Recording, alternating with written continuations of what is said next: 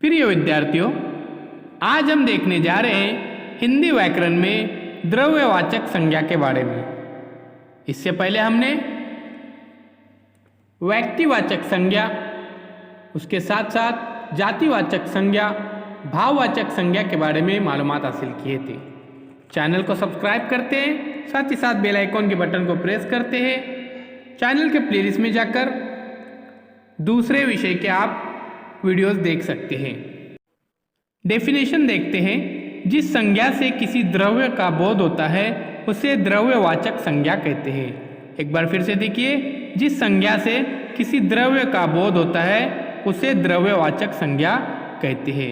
आइए बच्चों, कुछ उदाहरणें देखते हैं। नीचे दिए हुए वाक्य पढ़िए।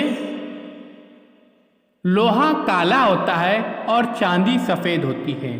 यहाँ पर प्यारे बच्चों, लोहा और चांदी इन दो शब्दों को रेखांकित किया गया है, अंडरलाइन किया गया है। उसी तरह से देखिए, हमारी दुकान पर गेहूँ, चावल, दाल, तेल, मिर्च आदि चीज़ें बिकती है।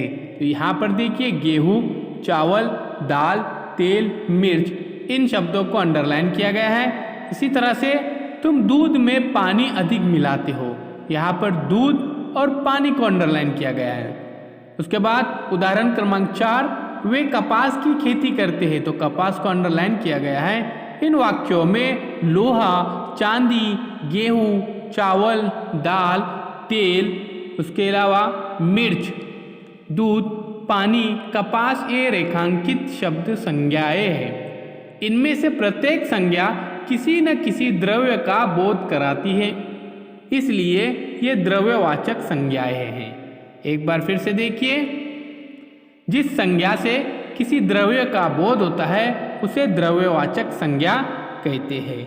अब प्यारे बच्चों, कुछ द्रव्यवाचक संज्ञा यहाँ पर हम देखेंगे। सबसे पहले धातु, सोना, चांदी, तांबा, पीतल, लोहा, ये है धातु के द्रव्यवाचक संज्ञाएं।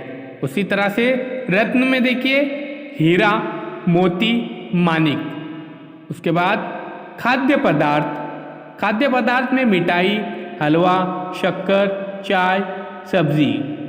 इसके अलावा भी हो सकते हैं अनाज, गेहूँ, चावल, बाजरा, चना, दाल, आटा।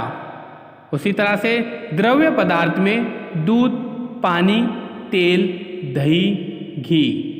और अन्य पदार्थ में देखिए प्यारे बच्चों, मिट्टी, घास। तो प्यारे बच्चों, इस वीडियो हमने देखे द्रव्यवाचक संज्ञा के बारे में। तो चैनल को सब्सक्राइब कीजिए, साथ ही साथ बेल आइकॉन के बटन को प्रेस कीजिए। फिर हम मिलेंगे एक नए वीडियो के साथ। चैनल के प्लेलिस्ट में ज़रूर जाइए।